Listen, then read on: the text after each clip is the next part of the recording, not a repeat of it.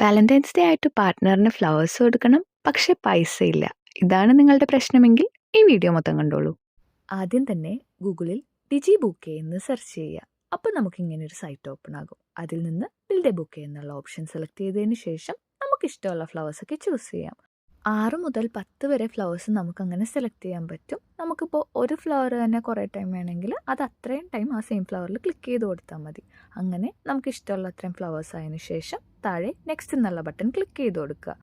അപ്പം നമുക്ക് ഇങ്ങനെ കാണാൻ സാധിക്കും. ഇതിൽ നമുക്ക് ഫ്ലവേഴ്സ് അറേഞ്ച് ചെയ്തിരിക്കുന്ന രീതി ഇഷ്ടമായില്ലെങ്കിൽ ട്രൈ എ ന്യൂ അറേഞ്ച്മെൻറ്റ് എന്നുള്ള ഓപ്ഷൻ ക്ലിക്ക് ചെയ്ത് നോക്കാം. അതേപോലെ തന്നെ ബാക്ക്ഗ്രൗണ്ടിലെ ഗ്രീനറി ഇഷ്ടമായില്ല എന്നുണ്ടെങ്കിൽ ചേഞ്ച് ഗ്രീനറി എന്നുള്ള ഓപ്ഷനും ക്ലിക്ക് ചെയ്ത് നോക്കാം.